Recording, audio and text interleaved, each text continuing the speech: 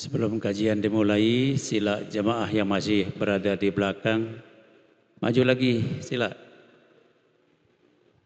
Mas Joni, sila lebih ke depan. Ya.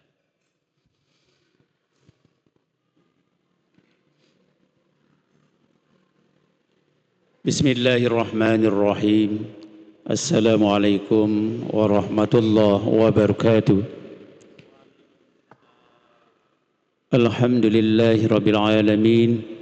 Wassalatu wassalamu ala asrafil anbiya wal mursalin Sayyidina Muhammadin wa ala alihi wa ashabi ajma'in, amma ba'du.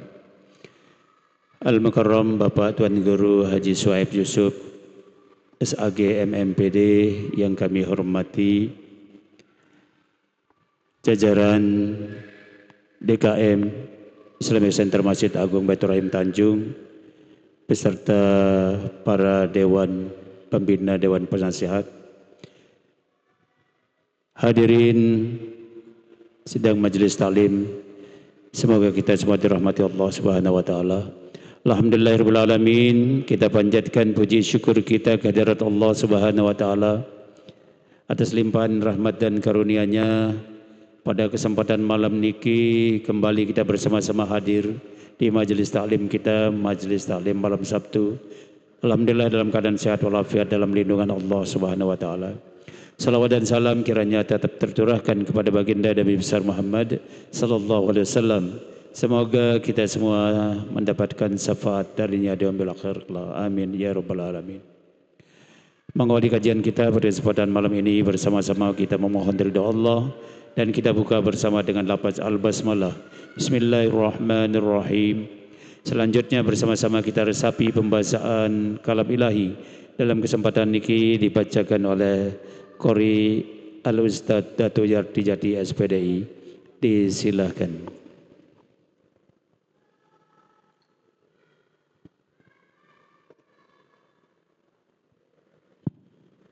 Assalamualaikum warahmatullahi wabarakatuh.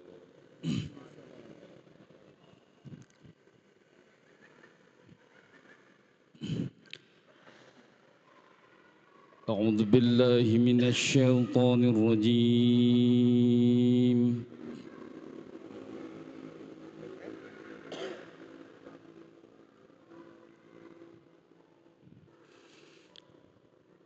بسم الله الرحمن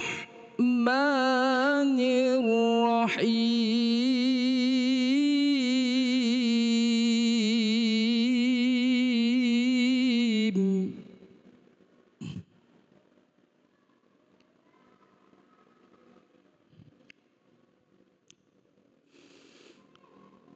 كذبت قوم نوح المرسلين.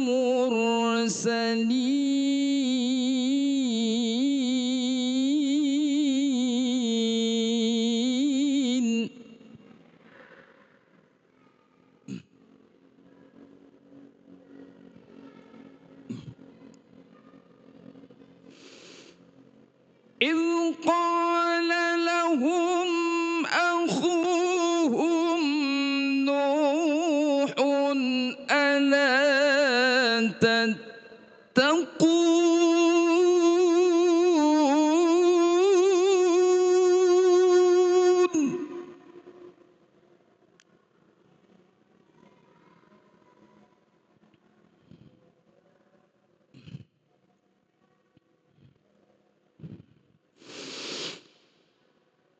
إني لكم رسول أمين.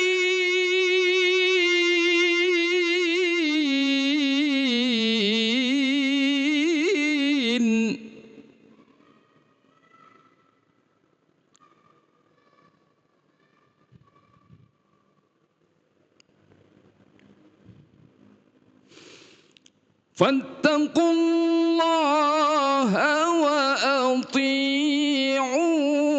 وما أسألكم عليه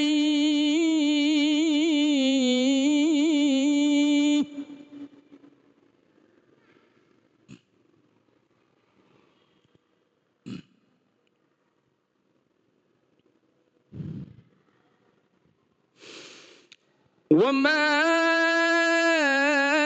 أسألكم عليه من أجر إن أجري إلا على رب العالمين.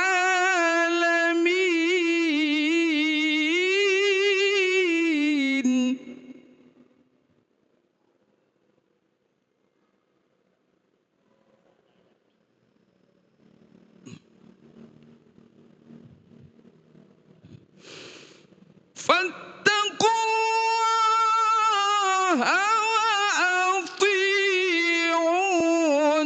قالوا أنؤمن لك واتبعك الأرذلون.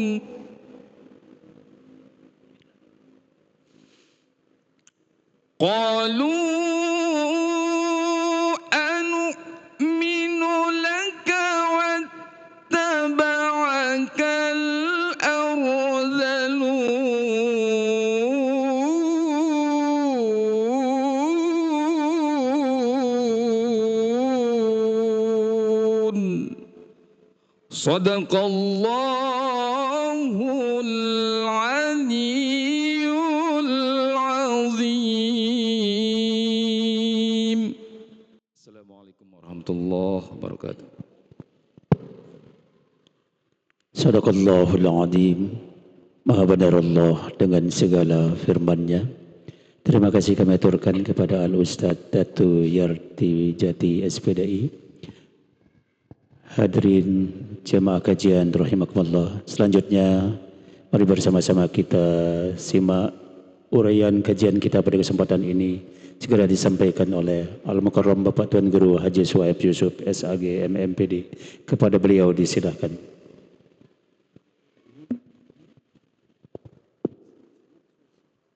Pakai ini juga, ya? Pakai ini juga, pakai ini juga. Oh, satu, itu aja. Bu.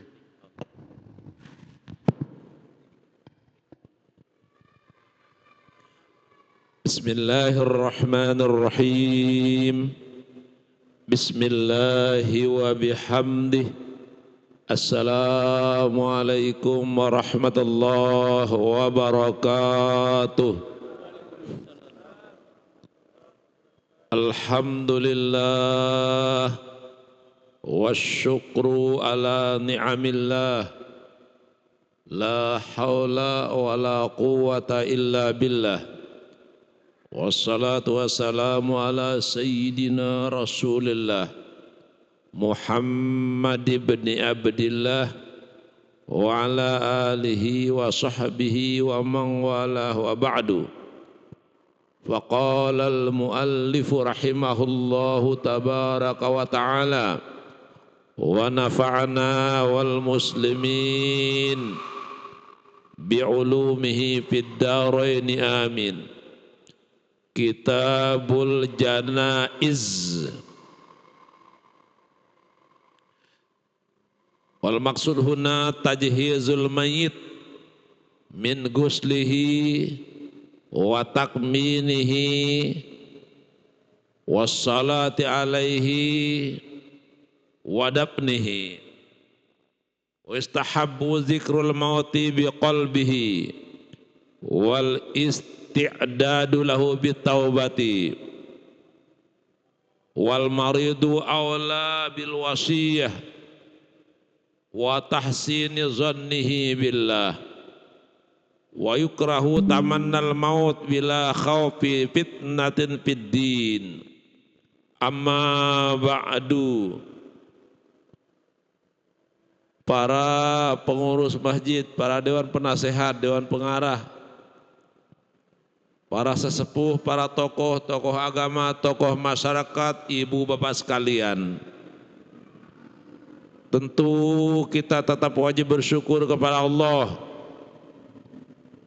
Allah masih berkenan menyampaikan umur kita hingga saat ini dalam keadaan sehat walafiat, diberikan berbagai macam kemudahan dan kelancaran di dalam menjalani hidup dan kehidupan, serta berbagai macam kesibukan aktivitas sehari-hari kita.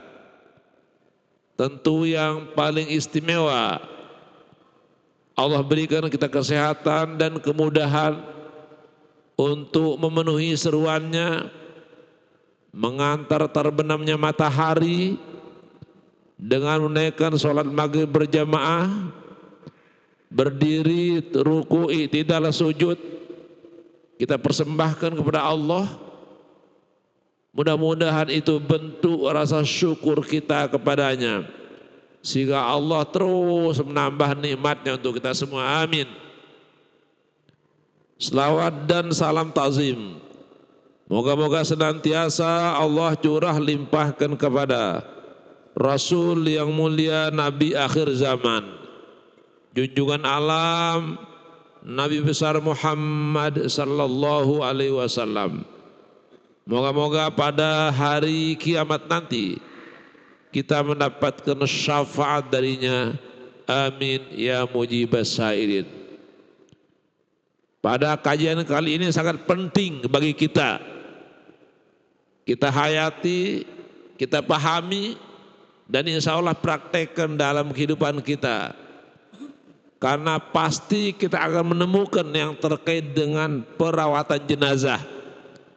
Baik sebelum seseorang itu meninggal dunia, ketika dia sakit, bagaimana seorang keluarga memperlakukan keluarganya yang sedang sakit, terlebih ketika akan atau sedang menghadapi sakaratul maut. Apa-apa langkah yang harus dilakukan oleh keluarga ketika jenazah, ketika seseorang telah meninggal dunia sebelum dimandikan, dan bagaimana memandikan jenazah, baik jenazah itu meninggal dunia dalam keadaan normal maupun meninggal dunianya dalam keadaan prematur, kalau bahasa telokode ngelonsan, atau meninggal dunianya kurang dari 6 bulan.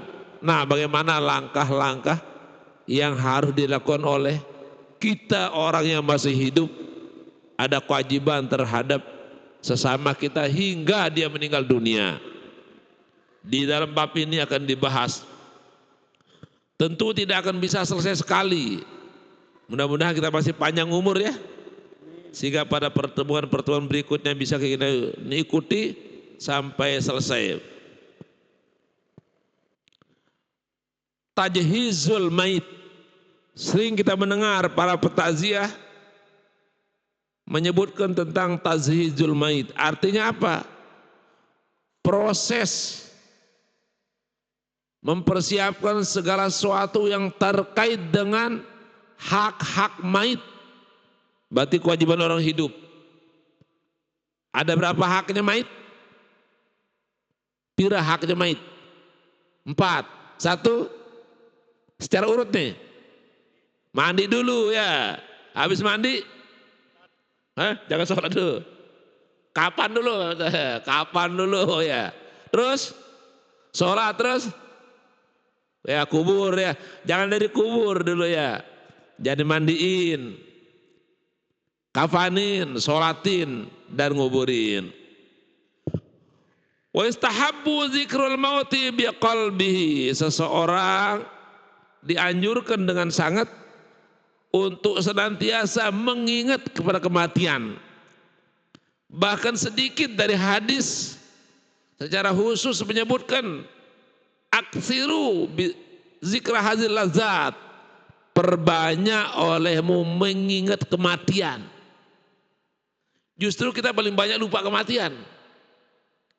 Dengan kita ingat kematian, bahwa apa yang dialami oleh orang yang mati itu pasti kita yang masih hidup ini akan pasti mengalami. Tidak boleh tidak itu. Pasti dan pasti. Bahkan Nabi mengajarkan kepada kita setelah kita mengantar seseorang ke liang kuburnya, ke liang lahatnya, atau pulang dari kuburan, wa'udda nafsak min ahlil kubur,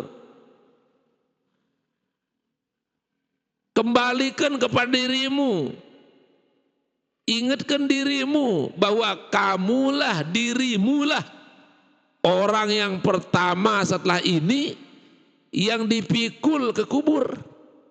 Bukan yang sedang atau masih sakit, bukan. Tanam ke dalam diri kita ketika pulang dari kubur, oh bahwa aku ini adalah yang akan menyusul almarhum setelah ini. Diperintahkan begitu, wa'udda nafsak min ahlil kubur. Nah, dengan cara memperbanyak mengingat kematian, mengambil pelajaran dari orang mati, bahwa apa yang dialami oleh saudara kita yang mati pada saat itu, yang baru saja kita selesaikan perawatan jenazahnya, boleh dari memandikan, mengkafani, menyolatkan, menguburkan, bahwa telah dialami juga oleh para penghuni alam barzah sebelumnya. Menurut pendapat atau keterangan dari pakar di bidang kependudukan, bahwa lebih kurang ada 117 miliar manusia yang pernah menginjakkan kaki di muka bumi ini, yang pernah terlahir ke muka bumi ini. 117. Sementara yang masih tersisa, masih hidup, lebih kurang 8,1 sampai 8,2 miliar. Berarti jauh lebih banyak melampaui jumlah yang mati daripada yang hidup. Lebih kurang yang ada di bawah tanah ini 119 atau 112 miliar. Sementara yang ada di atas bumi 8,2 miliar. Berarti jauh lebih banyak yang sudah jadi tanah. Minha khalaqnakum wa minha nu'idukum wa minha khalaqnakum wa fiha nu'idukum wa minha nukhrijukum taratan ukhra. Dari tanah kamu diciptakan, ke tanah kamu dibalikin, dan dari tanah pula nanti kamu dikembaliin. Jadi yang sudah menjadi tanah kembali itu jauh lebih banyak daripada yang masih bisa bicara di atas bumi ini. Itu. Kita pun satu persatu akan menyusul. Nah, oleh karena itu mari kita cari bekal. Bekal terbaik. Dibawa mati. Dan semua manusia itu yakin bahwa ada kematian. Orang beragama ataupun ateis yakin dia bahwa mati itu pasti. Pasti. Tidak ada yang menyangkal namanya mati itu pasti. Dia punya beragama atau tidak beragama pasti dia yakin bahwa mati itu pasti. Cuma mulai terjadi perbedaan itu ketika sudah mati. Orang beragama mengatakan ada kehidupan sudah mati. Ateis mengatakan tidak ada. Itu perbedaannya. Dari sana mulai bedanya. Kalau mati itu pasti sama, hidup itu pasti sama. Ada manusia hidup, pasti ada yang mati. Hidup kembali ini setelah mati ini yang terjadi perbedaan.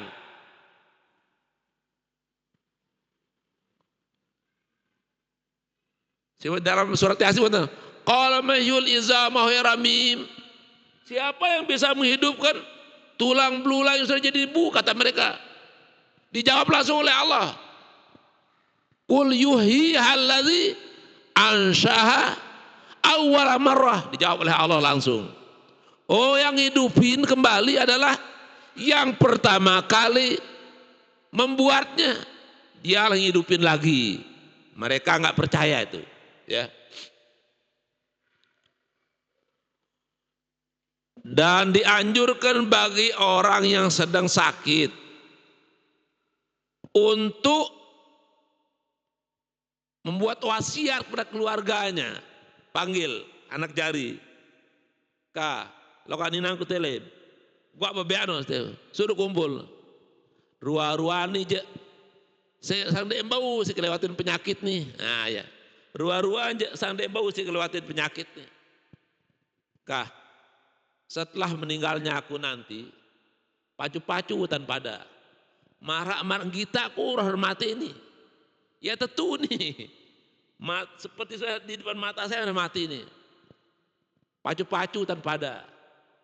Patuh-patuh hutan pada mempolong beradik kakak. Nendek sampai wah henangan si aku mulai mas jemak pada mesual gara-gara nih. Pacu-pacu hutan. Yang kedua, coba perhatikan mbekon arah otang-otang no, catat sersiang no julu. Nanti kalau dia punya wasiat, catat wasiatnya tuh. Dan wasiat tidak boleh lebih dari 1/3. Dianjurkan bagi orang yang sakit, apalagi sakitnya sudah sakit keras, itu berwasiat kepada keluarganya. Wa yukrahu tamannal maut bila khaufi fitnatin fid din. Dilarang, tidak dianjurkan mengharapkan kematian segera menyebut dirinya. Kalaupun karena sakitnya itu dia kurang sabar menghadapi, namanya orang sakit, ada doa minta mati itu ya. Allahumma ahyini maka natil hayat khairan li. Ya Allah, jika memang panjang usia ini lebih baik bagiku, maka sehatkanlah aku. Wa tawaffani idza kanatil wafat khairan li. Namun jika mati itu lebih baik bagiku, sila bait nyawang kaji. Aya doa no. Bilang jelo taruh bolak-balik ke rumah sakit deh. Kurang sabar tuh si sakit ya. Ya amalan doa dia. Allahumma ahyini ingkatil hayatu khairan li. Ya Allah, hidupkanlah terus aku, kasih aku panjang umur. Jika memang hidup itu panjang umur itu lebih baik bagiku. Wa tawaffani, dan matikanlah aku idza kanal wafat khairal li. Jika wafat itu, mati itu baik bagi diriku. Itu doa dari Nabi Muhammad SAW dalam hadis sahih Bukhari ada disebutkan. Nah, jadi itu doanya. Nenek jelajah, kak ada kawan yang sakit ya, mati wah. Nah, ada yang kanggo. Bagus doa bagi yang tadi itu ya. Nanti dicari bisa cari di kitab apa namanya Azkarun Nawawi, ada juga disebutkan. Ada juga di kitab Mazahibul Arba'ah juga disebutkan ya doa tadi. Selanjutnya adabul muhtadar. Adab-adab yang dilakukan ketika menghadapi sakaratul maut. Artinya apa yang dilakukan oleh orang hidup terhadap orang yang sakit keras tadi. 1. Yurja'ul muhtadar ala jambihil aymani ilal qiblah. Supaya diposisikan tidurnya itu di atas lambungnya. Kalau bahasa kita ululau. Tapi mukanya menghadap kiblat. Rusuhnya ini di bawah. Ululau. Tapi itu persis seperti jenazah dalam liang lahat. Persis seperti cara sholat orang yang sakit yang hanya mampu dengan cara berbaring tadi. Persis juga dengan cara tidurnya Nabi. Nabi tidur kan ululau. Kelonannya pakai tangan nih. Apa tujuannya pakai tangan? Apa tujuan Nabi pakai tangan? Bantalnya. Ululau bantalnya pakai tangan. Kalau lama kita tidurin tangan pasti gamen ya. Mun gamen pasti mengasah. Kalau Nabi itu tidurnya sedikit. Salah satu caranya agar cepat bangun ditidurin nih. Dan posisi ulu lau lambung di bawah agar ini sebelah kiri ini di atas. Karena menurut para ahli dibilang kedokteran, jantung kita ini kan ada di bawah ini, di belakang dada ini. 2/3 terletak di sebelah kiri, 1/3 di sebelah kanan. Nah, agar lambung kita ini tidak diendet ya, maka kiri dianjurnya. Itu lebih sehat. Nabi tidak memberikan teori begitu dulu, tapi ternyata ditemukan oleh para ahli salah satu hikmahnya itu. Maka orang yang sedang sakit dianjurkan tidurnya ulu lau, tapi posisinya mukanya tetap menghadap kiblat. Tujuannya apa? Pertama, ittiba kepada Nabi, agar kita senantiasa kembali terakhir pasti ke kiblat, ke Ka'bah. Sehingga pertanyaan mungkar dan nakir nanti ketika wa ma qiblatuka, nah bisa jawab. Apa jawabannya? Al-Ka'batu qiblati, Ka'bah kiblatku. Tapi tidur ulu lau ini sulit, apalagi bagi orang sakit sulit. Sehingga dalam kitab ini lanjutan mengatakan fa in ta'azzara, kalau sulit ada uzur, ulqiya ala kafahu, supaya dia tidur di atas tengkuknya, berarti nenggalak kan nenggalak. Wa wajahu, dan wajahnya itu, terus wa musahu lil kiblah, tabe lampaknya ini menghadap kiblat, berarti ulu timu. Nah, ulu timu, posisinya ulu timu gitu. Apa tujuannya? Agar muka menghadap kiblat juga. Itu tujuannya. Mun ulu daya beketos lagi kiblat. Mun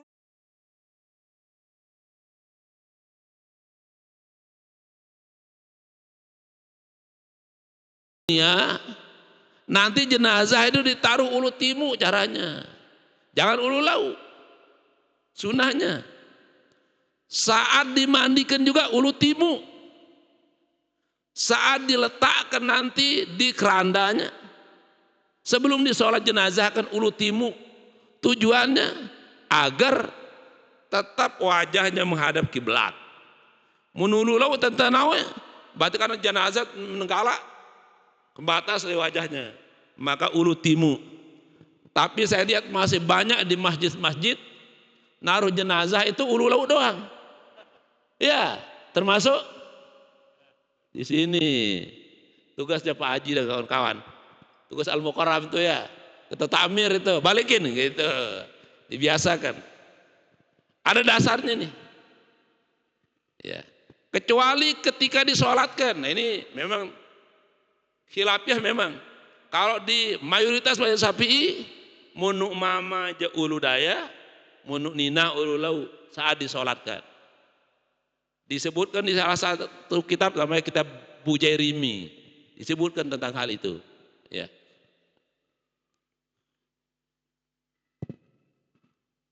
Yang kedua, ayyulak kana syahadah, supaya dibimbing mengucapkan kalimat tauhid, la ilaha illallah, birifqin wala yulahu alaihi, dengan suara yang pelan di telinganya, la ilaha illallah, jangan dipaksa-paksa. Kalau dia sudah bisa bergerak-gerak sekali, jangan diajak ngobrol lagi, jangan diulangi lagi. Kecuali dia minta minum atau diminumin, diulangi lagi. Dia minum, ulangi lagi, ditalkinkan. Mun bahasa lokodek, talkin itu apa? Kelimahin, dikelimahin orang yang sedang menghadapi sakaratul maut itu. Nah, kebetulan kemarin sore jam 5 saya berada di samping keluarga yang menghadapi sakaratul maut. Saya perhatikan betul itu. Sambil kita iringi dengan baca ayat Al-Quran. Nanti ada juga keterangan surat apa sebaiknya yang dibaca mengiringi orang sakatul maut. Ada di sini nanti. Kita perhatikan itu bagaimana orang menghadapi nazak luar biasa ya. Mata tuh. Ya. Berat.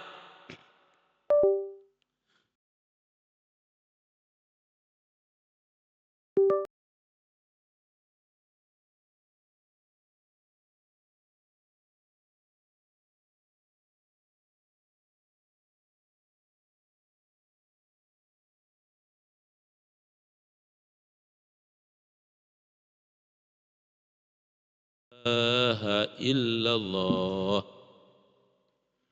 Karena itu terlalu panjang.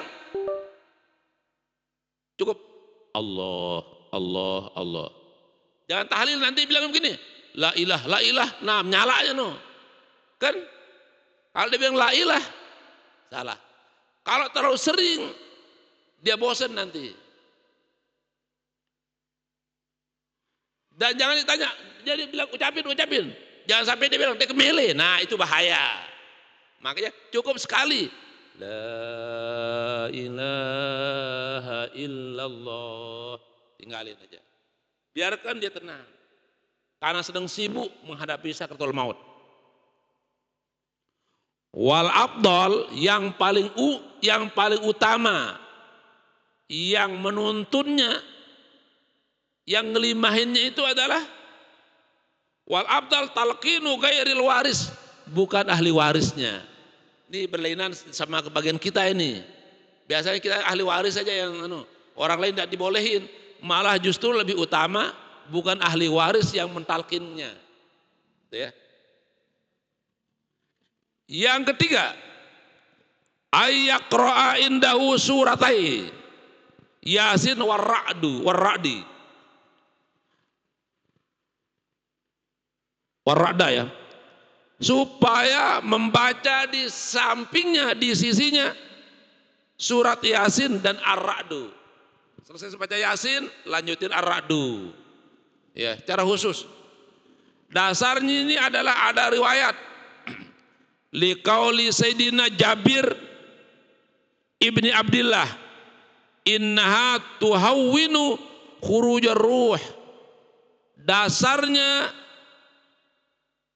dianjurkan membaca surat Yasin dan surat Ar-Ra'du di sisi atau di samping orang yang sedang menghadapi sakaratul maut itu adalah ucapan Jabir bin Abdullah.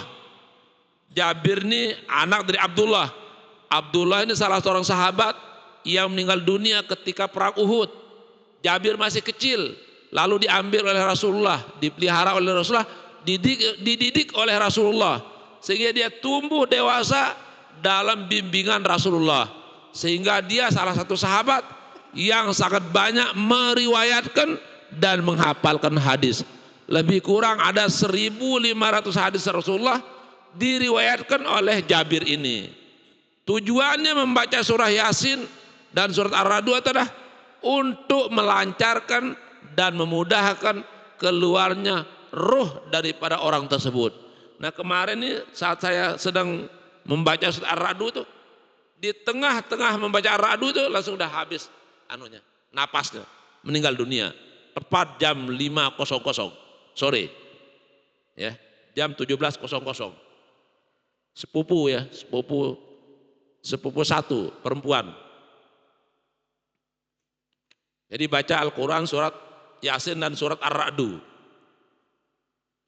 Yang keempat, ayuhasana zannuhu billahi wa yuraggaba fit taubati wa kitabat wasiyah, supaya didorong agar orang tersebut senantiasa husnuzon kepada Allah dan membesarkan hatinya bahwa Allah maha menerima taubat. Sebesar apapun salahmu, nenek maha penerima taubat, maha rahman maha rahim. Percayalah bahwa Allah itu maha pengampun. Sampaikan, bisikkan di samping telinga orang yang sedang menghadapi sakaratul maut itu.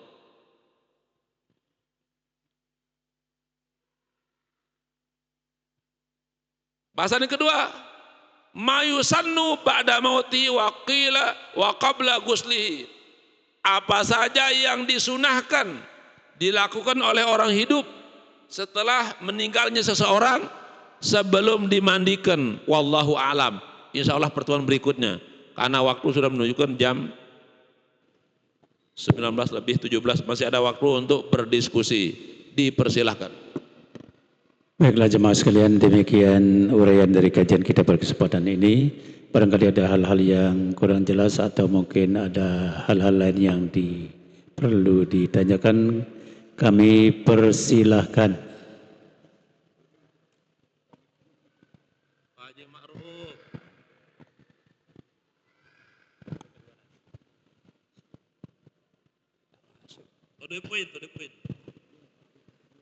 Bismillahirrahmanirrahim. Assalamualaikum warahmatullahi wabarakatuh.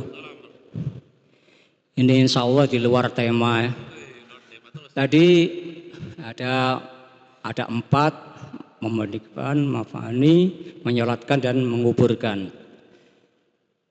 Nah, waktu menguburkan kita kan tidak boleh berdiri di atas kubur, tidak boleh duduk di atas kubur. Nah, tapi kebanyakan sudah zikiran terpal di atas kubur, di tikar itu di atas kubur beramai-ramai, padahal di bawahnya itu banyak kubur-kubur itu, banyak yang duduk. Dan waktu membawa mayat banyak yang diinjak-injak kubur itu sama penggotong itu. Nah, yang pertama. Yang kedua, masalah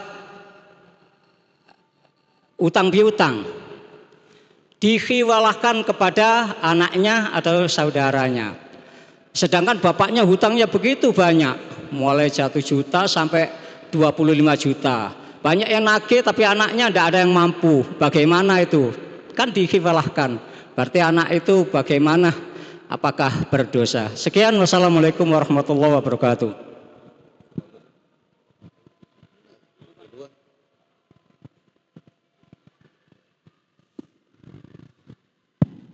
Auzubillahiminasyaitonirrajim. Bismillahirrahmanirrahim. Terkait dengan penyampaian Tuan Guru tentang hak-hak mayit. Banyak kita ketahui mayit-mayit yang meninggal dalam keadaan tidak wajar. Seperti kalau kecelakaan dan sebagainya. Dimutilasi dan sebagainya. Nah, bagaimana cara melaksanakan hak-hak mayit itu bagi orang yang hidup? Bahkan sampai ada yang tidak mengetahui, keluarganya pun tidak ada. Lalu bagaimana melaksanakan hak mayit itu sendiri? Mungkin sekedar itu dulu. Mohon sampai. Assalamualaikum warahmatullahi wabarakatuh. Satu lagi dulu.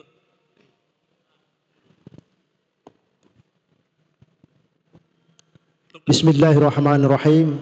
Assalamualaikum warahmatullahi wabarakatuh.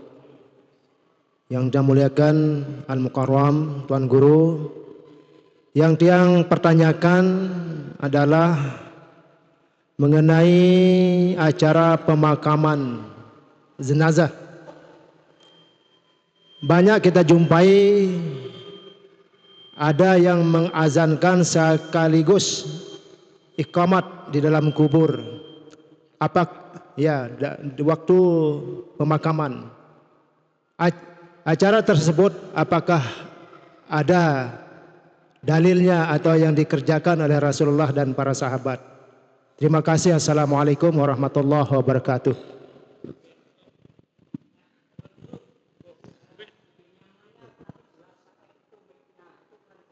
Mik yang mana? Yang mana? Yang kecil. Kurang jelas ya? Ini jelas. Saya kira ini lebih jelas.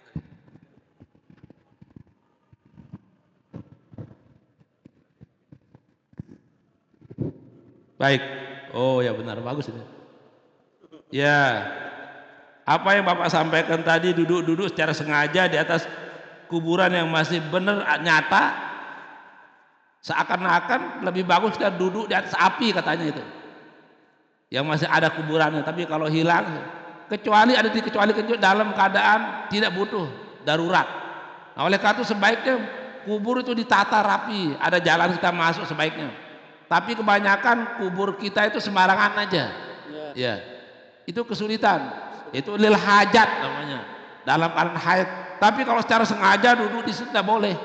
Tapi dalam keadaan darurat, tidak ada tempat lain dari sana, ya itu namanya darurat, ya itu. Dalam keadaan sengaja padahal masih ada tempat yang lain, jangan ya. Makanya saya melihat kebanyakan kubur tidak tertata. Sebenarnya kalau kita punya lahan baru dibuka itu ya, untuk wakaf kubur itu bagusnya ditata urut demi urut, itu caranya. Dan ada larangan yang paling banyak orang langgar adalah menembok kubur. Ini larangan sangat keras, tidak boleh nembok kubur itu, kecuali punya pribadi, itu pun sederhana saja. Ditembok tinggi-tinggi, diberikan atas nama, lahir tahun ini, meninggal tahun ini. Tujuannya kita itu supaya cepat hilang. Tapi kalau ditembokin begitu, kapan hilangnya? Nggak ada jalan orang lain nanti. Itu keras larangannya itu. Tapi justru itu kita langgar, kita itu banyak itu. Maka kami tegas tuh di kampung itu tidak dibolehkan sama sekali. Ya, kalian pakai batako kelilingin, tidak boleh. Pakai mesa namanya ditulis, tidak boleh. Tegas-tegas kami tidak boleh. Tapi di tempat lain saya lihat, ya di keramik malah. Saat penguburan enggak, tiba-tiba jalan seminggu, tidak tahu keluarga yang sudah dikeramikin juga. Ada model begitu, saya perhatikan. Tidak usahlah saya sebut kampung mana, desa mana, enggak. Tapi karena saya sering datang ke takziah, jadi beragam cara orang memperlakukan keluarga yang meninggal dunia di kuburan itu saya perhatikan. Itu dilarang ya. Hutang orang yang meninggal dunia, ya biasanya kita sebut dihiwalahkan, diambil alih tanggung jawabnya. Itu basa-basi di takziah. Nanti bisa jadi anak jarinya kalau kurang paham, nggak dilaksanakan juga amanah itu repotnya. Maka kita sebagai orang tua atau kita sebagai manusia jangan sampai memisahkan diri berhutang. Kalau sudah berhutang, jangan biasakan diri menunda-nunda bayar hutang. Belum tentu anak jari kita nanti bayarin kita hutang. Kalau kita punya misalnya tanah, apalagi punya hektaran, jangan nunggu anak jari kita nanti yang membayar hutang dari harta peninggalan kita. Lebih bagus mumpung kita masih sehat, juallah berapa arah untuk bayar hutang kita. Karena kalau sudah kita meninggal dunia, belum tentu itu yang diingat oleh anak jari kita. Lebih bagus kita jual aja dulu, mumpung masih hidup, lunasin hutang-hutang kita. Itu karena tidak semua anak berbakti sama orang tuanya kalau sudah meninggal dunia. Kebiasaan tolok aja, tak terus nyawa limbang nyala tahu. Sementara jangankan orang seperti kita, orang biasa meninggal dunia, orang mati syahid saja, kalau dia meninggal dunia belum diangkat rohnya sampai Allah sebelum hutang-hutangnya dilunasi. Dengan catatan pula ada keringanannya. Kalau orang tersebut tidak berniat, tidak berusaha membayar hutangnya. Tapi kalau dia sudah berniat, berusaha nyicil hutangnya, memang segitu kemampuannya bayar, belum lunas, masih hutangnya, dia meninggal dunia, nggak ada yang membayarnya. Ana waliyuhu, kata Nabi. Aku jadi walinya, aku yang membayarkannya, kata Nabi. Nah, syukurnya di situ ada. Tapi yang banyak dalam niatnya membayar hutang, waktu berhutang seperti malaikat datang minta sama kita. Waktu kita tagih seperti malaikat pencabut nyawa sama kita. Itu. Saya terus terang ya, dari sekian orang yang pernah meminjam sama saya, cuma satu yang jujur. Yang satu orang. Ada di Kayangan. Lihat online dia. Teman dari sama-sama pernah sekolah di Pancor dulu. Dia benar-benar tepat waktu dia. Dia minjam hanya 2 bulan untuk temennya, anak temennya dirawat di Bali. Minjam. Pas tanggal saya langsung ditransfer. Cuma satu yang begitu. Selebihnya sekarang sampai 5 tahun dia bayar-bayar. Coba. Dan seakan-akan tidak pernah berutang. Itu. Jadi bahaya itu. Yang namanya orang meninggal dunia, meninggalkan utang, maka salah satu cara berbaktinya seorang anak itu adalah tidak boleh harta warisan dibagi sebelum dilunasi utang-utangnya, sebelum dibayar zakatnya kalau dia belum bayar zakat, sebelum dibayar wasiatnya kalau dia berwasiat. Tak boleh menyebut warisan, tak boleh. Harus tuntaskan semua dulu, baru warisan boleh dibagi oleh ahli waris. Berikutnya, mati tidak wajar, ya, disebut contoh mutilasi. Nanti ada pasal khusus terkait dengan bagaimana merawat jenazah, tapi karena Bapak menanya, jadi yang dirawat atau yang diurus oleh orang hidup, orang beriman itu jasad orang meninggal dunia, orang beriman, apa saja yang ditemukan. Kalau ditemukan cuma kepala, sementara bagian yang lain tidak ditemukan, kepalanya itulah dimandikan, dikafani, disolatkan, dikuburkan. Kalau cuma tangan ditemukan, itulah diurus juga. Jangan nunggu kumpul semuanya, Pak. Ada orang tenggelam di lautan, sudah berhari-hari, kita temukan cuma kaki sebelah. Jangan nunggu kumpul semuanya itu aja dirawat dulu, kakinya itu aja. Gitu. Atau ada orang mutilasi ditemukan sebagian anggota tubuhnya. Jangan nunggu sampai berhari-hari supaya kumpul dulu, enggak. Temukan hari ini kakinya, itulah yang dimandiin, yang dibungkusin, yang disolatin, yang dikuburkan. Besok ketemu bagian yang lain diurus lagi begitu. Ya, jangan tunggu kumpul semuanya. Azan dan qomat dalam kubur maksudnya dia. Nah,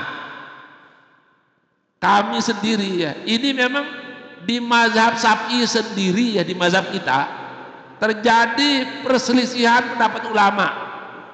Yang paling banyak mengatakan tidak ada azan, tidak ada qomat. Tapi sebagian mazhab Syafi'i menganggap itu adalah dikiaskan kepada lahir bayi. Bayi yang lahir itu diazarkan dan dikomatkan, maka orang mati pun diazarkan dan dikomatkan. Ada anunya, dasarnya. Nah, tapi kami sendiri di kampung lebih megang pendapat yang mengatakan tidak ada qomat, tidak ada azan, tidak ada qomat ketika di dalam kubur, di liang lahat, ketika kita akan memakamkan jenazah seseorang. Tapi kalau ada saudara-saudara kita melakukan, biarkan saja, ada dasar dipakainya. Yang mereka ikuti juga para ulama, udah jalan. Yang penting kita jangan hal begitu membuat kita menjadi gaduh, tidak boleh. Sehingga kita tidak perlu membahas perbedaan itu dalam takziah, tidak boleh. Ya, kebiasaan masyarakat di sini azan qamat biarkan saja sudah. Ada dasar hukum yang diikutinya. Oke, cukup.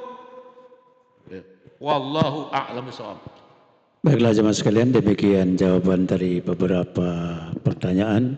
Semoga tentu dapat menjadi referensi dan pemahaman kita terhadap kewajiban kita terkait dengan saudara muslim kita yang meninggal dunia. Jemaah sekalian, kita akhiri kajian kita pada kesempatan malam ini dengan ucapan alhamdulillah. Alhamdulillahirabbil alamin, billahi taufiq wal hidayah. Wassalamualaikum warahmatullahi wabarakatuh.